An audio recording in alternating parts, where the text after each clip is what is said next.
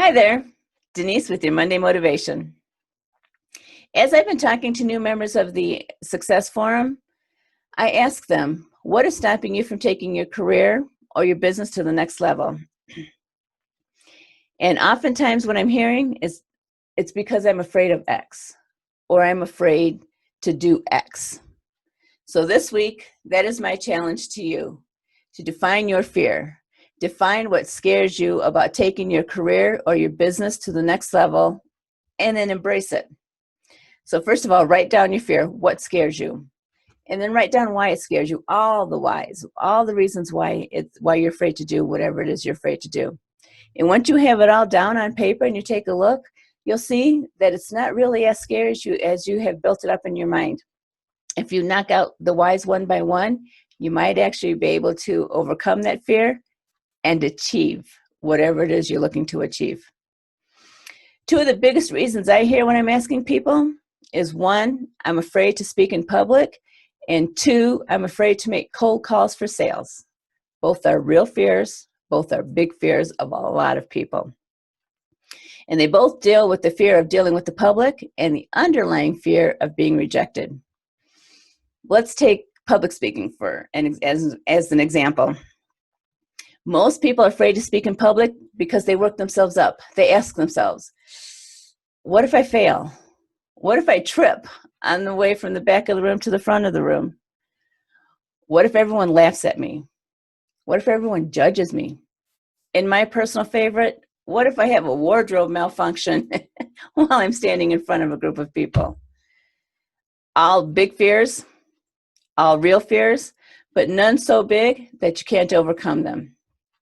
First of all, when it comes to people laughing at you, most people are going to admire you because you are doing something that they are deathly afraid to do. They're not laughing at you, they are admiring you. And as far as tripping from the back of the room to the front of the room, just own it. Whoops, I didn't see that cord. If you own it and you move on, most of the people in the room will move on with you. My personal favorite, wardrobe malfunctions. They happen all the time, not just when you're speaking in public. Have you ever been at work and accidentally spilled coffee on yourself? Have you accidentally ever taken a bite at lunch and all the juice from your salad or your sandwich goes down your shirt or your blouse? Or my personal favorite and personal experience, have you ever been in a meeting where your button has popped off your pants and everyone noticed?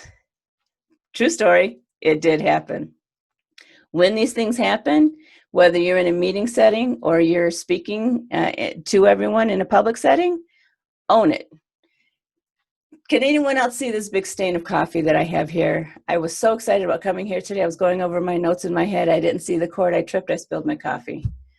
Or in my case, everyone saw the button pop. Oh, I should not have had that extra piece of cheesecake last night. Now I'm paying for it. Ugh, own it. If you own it and laugh at yourself, most people will laugh with you, not at you. And there's a big difference.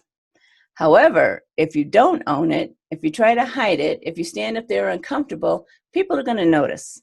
People are going to notice that big stain, and then they're going to be more focused on wondering if you know that big stain is there.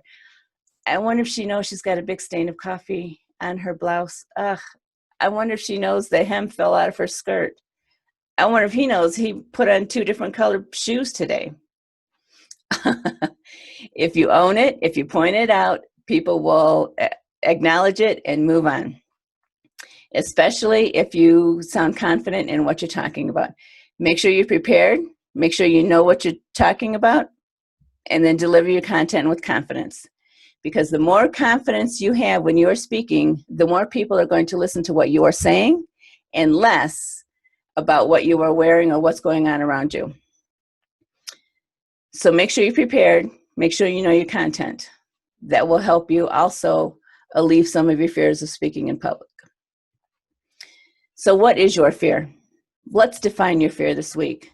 And then let's write down why you're afraid. All the reasons why you're afraid of that fear. And for some reason, if you have a business fear that you just can't overcome, email me. I will help you break it down. That way you can overcome it. If you have a lot of business fears that you need to overcome, Join our Success Forum so you can see there are other business professionals out there just like you that are all trying to overcome some kind of fear. You are not alone. So this week, identify your fear, define your fear, and embrace your fear. And remember to believe in yourself and always know that I believe in you. And have a wonderful and fearless week.